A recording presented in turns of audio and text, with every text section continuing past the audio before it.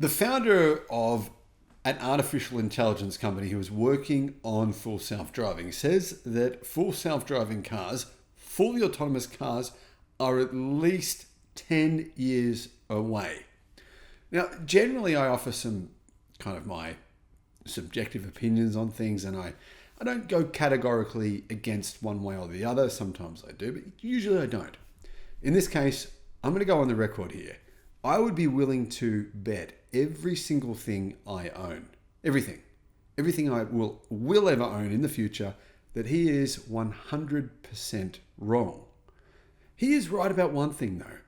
He said Tesla is a profitable company and Waymo, or Google's artificial intelligence robotic driving team, is not. Hello my friends, welcome to the channel. I'm Sam Evans. Great to see you. Thank you for tuning in. Now, this is a really good point. Let's just focus on this for a second here.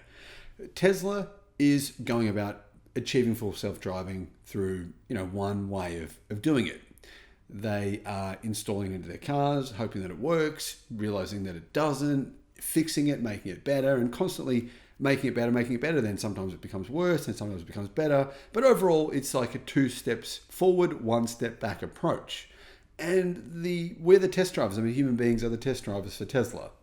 Google does it entirely differently, using Waymo, using what, to be fair, are very, very expensive vehicles, proprietary vehicles. Waymo has been working on full self-driving longer than Tesla has, and they do a very good job of it. 2 entirely different angles, but Waymo does not make a profit. In fact, it makes a loss every year. It always has. And Tesla does make a profit. Obviously, Tesla doesn't make a profit on full self-driving, nowhere near. But overall, it's interestingly 2 very different strategies to achieve the same result. Tesla ultimately, for them, I believe full self-driving is probably more important than actually selling the cars themselves. But selling the cars themselves give Tesla the profit in order to enable them to invest into this technology and to continue using humans as test subjects for this technology. Neither approach is necessarily right or wrong. Well, maybe one is. We'll see, I guess, within the next, in my opinion, 5 years. 10 years, I believe, is ridiculous. And I think if you really think it's 10 years away, you're not paying attention to what's actually going on. Now, obviously, the dream of Tesla and Elon Musk is to have fully robotic vehicles. And Musk is an optimist. He's thought this would happen. I'm sure if you had asked him 10 years ago, will it happen by now, he would have said absolutely 100%. The reason that George Hotz, the founder of Comma AI, he said this, right? He said that Tesla and Waymo are coming at this from different directions. And he believes that Waymo has a big challenge here. They have cars without drivers in a few locations, but they cannot scale globally. Their strategy doesn't enable them to scale globally. Well, this may be true, it may not. Now, Talk News says that of all the people on the earth qualified to make a statement like this, George is pretty high on the list to do so. He has a better understanding of software and autonomous vehicles than I do. Now, he also, in my opinion, could be being a bit pessimistic. But anyway, now for autonomous Teslas to work, the reality is that they need to be disengaging basically never, as in 99.99999% of the time. Really, for regulators to approve Tesla's full self-driving or anyone else's full self-driving, there would need to be basically no interventions. That is a big challenge, of course. And it's not really fair because human beings crash every single day of the week. I mean, we have millions of car crashes every year. We have millions of people dying every year. I told my kids this morning. My boy was going to ride his bike across the road and I said, make sure you pay attention. He wasn't paying attention. A car came and it got me a bit worried. I said, mate, keep in mind, that person, that's a human being. They're fallible. They don't always make the right call. They're not always going to see you. You got to assume they're not going to see you. You got to assume that driver is not going to see you because often drivers don't. I mean, I make mistakes as well. We all make mistakes all the time. But that kind of fallibility will not be acceptable from a car that's not driven by a human. People will never say, oh, don't worry, that robotic car, it's made the right decision 999,000 times.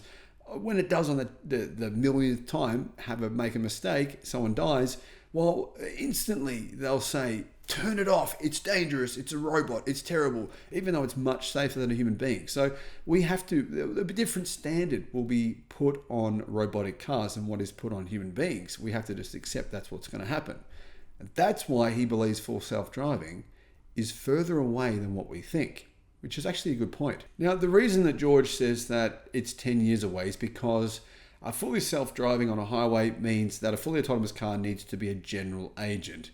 It's a long road, but I think it's sub 20 years for human level agentic AI. I've devoted my life to this problem. So he believes that for us to solve this issue where the 1 millionth time there is no mistake, in fact there never will be a mistake, is because essentially cars need to have achieved artificial general intelligence. And I actually think this is equally ridiculous because it's never going to happen.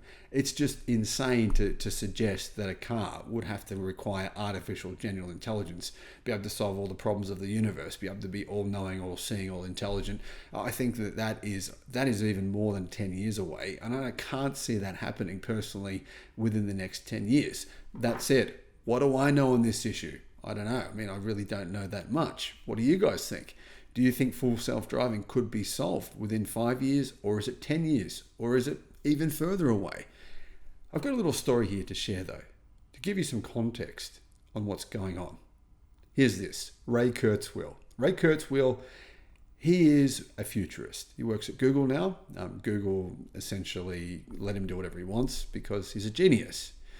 And I initially called this channel The Singularity, and that was influenced by Ray Kurzweil. Now, Ray Kurzweil has made some pretty insane predictions. He predicted iPads, he predicted a number of different things, and he writes books about the future.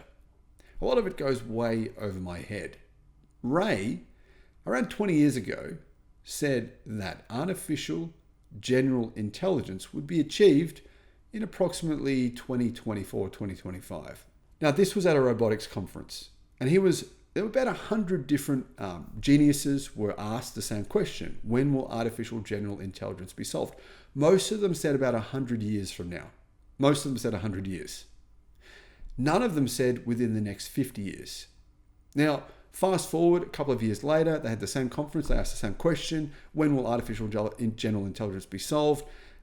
And all of them had changed their minds. Every single one of them gave a different answer than what they did 2 years previously.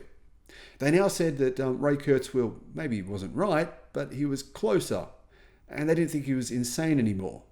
All of them said, we think 50 years. So in the space of 2 years, all of a sudden, the world had fast forwarded by 50 years, according to these geniuses. Now, they're geniuses, right? We should all just defer to them because they're the geniuses of the world. They were invited to this conference. They're the ones who work on these programs. They must know better than we do. But all of a sudden, it turns out they didn't.